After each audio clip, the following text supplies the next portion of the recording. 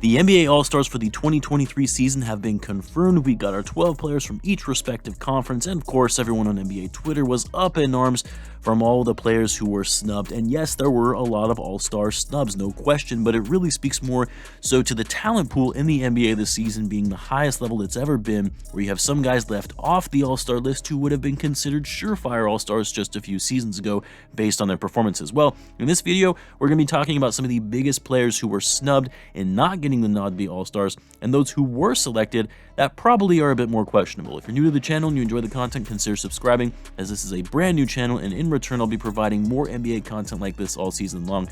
So I do want to say before talking about some of these players that were snubbed that I actually really don't like the All-Star selections and how much attention and weight is given to them and a player's worth, value, and overall career accolades on their resume, because inevitably you're going to have these instances where the fan voting got it wrong because it simply is a popularity contest for them. And I know the fan voting is only for the starters and it's only a small component of the overall voting for starters, but still, fans should not have a say on who gets selected to an All-Star game and have that represent a player's worth and overall accomplishments on their resume. The other piece about All-Star selections that I'm not a fan of when it comes to being a component of a player's overall resume and Hall of Fame viability is that it's only based on a player's performance for the first half of the season. For me, I place much greater importance on all NBA selections because, one, there is no fan influence on that, and it's also for the whole season. It's much more rare to see all NBA selection snubs. Not saying it doesn't happen, but it's not as frequent as All-Star snubs because it's a much more select list. Only 15 players can be selected between the three teams,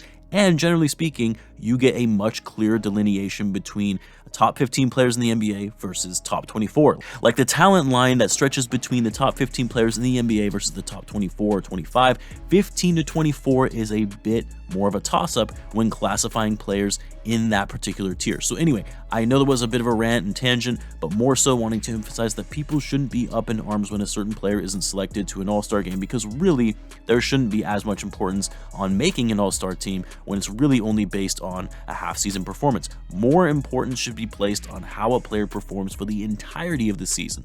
But be all that as it may, let's talk about some of these All-Star snubs and who is really the biggest snub out of all of them. Now, there are a couple players that I want to call out right off the bat that I think most people are going to think is egregious, but I don't consider them to be as deserving to be All-Stars as some of these other ones, and that's because they've been injured. Yes, it's not fair because players can't control getting injured, but it's part of the game, and when players miss time, considerable time, they don't get selected as All-Stars. So Devin Booker getting snubbed, I don't really have a problem with because he's only played in 29 games this season. You can't expect to be an All-Star when you missed a good portion of the first half of the year.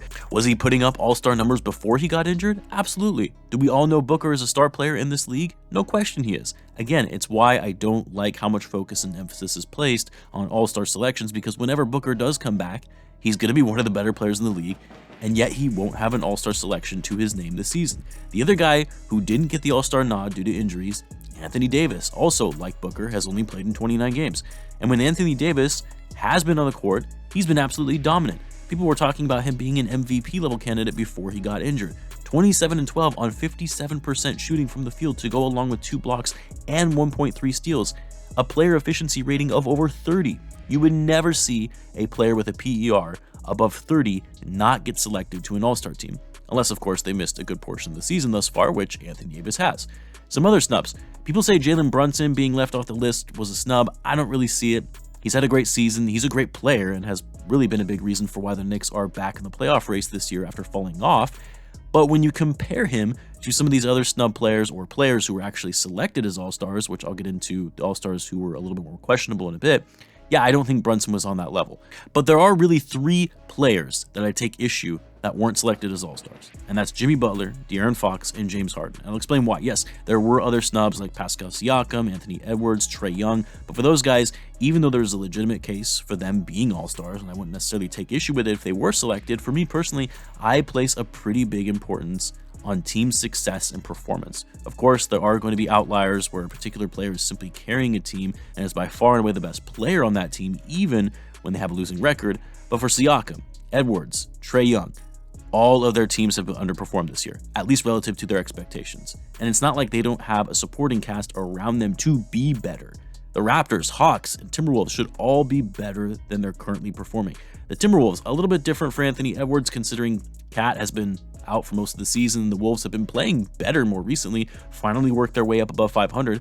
But for Anthony Edwards, as gifted of a scorer as he is, and he's improved his defense, from an efficiency standpoint, he's actually had the lowest PER among all of these snubs that we're talking about, and a big part of it is he turns the ball over at a very high clip, and at times, his shot selection is pretty poor.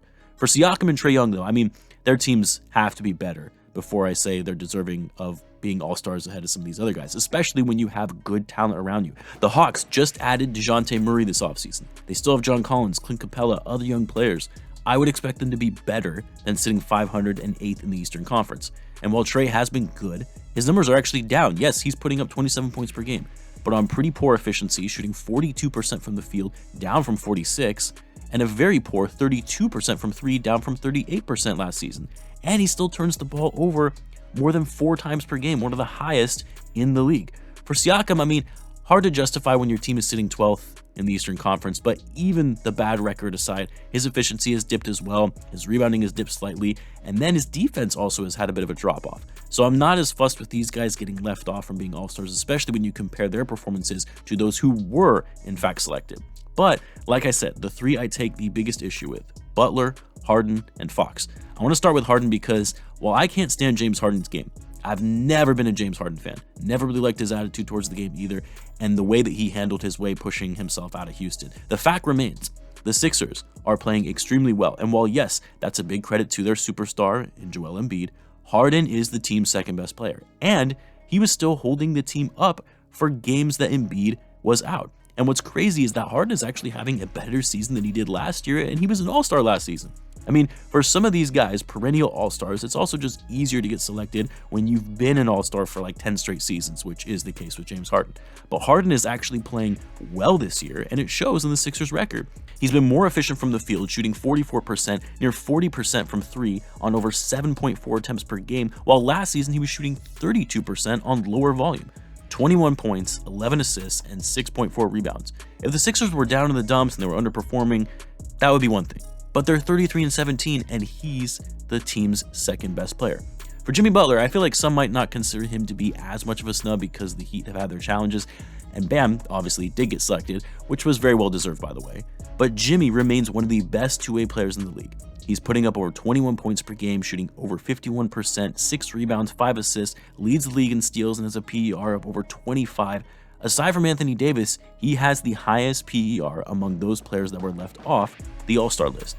Nah, Jimmy should have been selected. De'Aaron Fox, I feel like this one was the most egregious because the Kings are 3rd in the West right now, a stacked Western Conference, 29-21. The Kings have been bad for years, having not made the playoffs in over a decade and a half, and while yes, Sabonis got selected and has been one of the best bigs in the NBA, this Kings team would be nothing without Fox. I thought because of the way the Kings are playing, there was no doubt in my mind he would be an all-star. Like I was already saying in other videos, as if it was a foregone conclusion, that Fox was going to get his first all-star selection. Over 24 points per game on 50% shooting on 18 attempts per game, has been much better at taking care of the ball and limiting turnovers, 6.1 assists, 4.3 rebounds. I don't get it. In years past, I got it because the Kings were trash, but they're one of the better teams in the Western Conference this season. Now the question is, who shouldn't have been selected as all-stars over these guys? I'm talking about for the East for right now. I mean, it's tough because there are 2 names that stand out to me that I was surprised to see get selected: Jrue Holiday and DeMar DeRozan. As a Bulls fan, I'll take DeRozan being an all-star. He's still playing at a very high level, an elite scorer, a mid-range assassin, but the Bulls aren't doing well, and some of that does sit on DeMar and being a little too ball dominant and not having the best shot selection. Like I said, I'll take it, but I don't know if DeMar was as deserving as some of these other guys. And then the other player, Jrue Holiday. Holiday is incredible, don't get me wrong. He's the type of player any team would want, in that he hustles, is a high IQ player, knows his role, doesn't need to be the go-to scorer, and is so versatile in his skill set.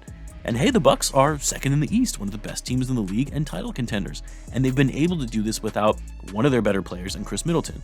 But even for Holiday, his overall production has gone down a bit in terms of his shooting. He's been turning the ball over the most he's ever had in his career at over 3.2 attempts per game, and even his defense has slipped slightly. So I have a hard time seeing how you can put him ahead of guys like Butler and Harden.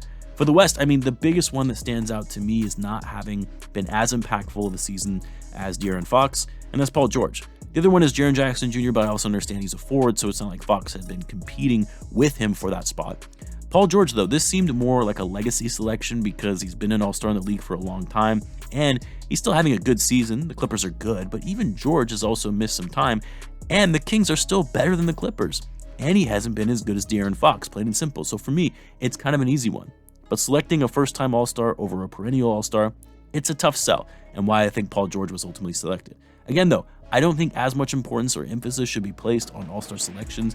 Give me the other accolades, like All-NBA selections, other season-ending awards, playoff performances, finals MVPs, championships. I mean, you guys get it.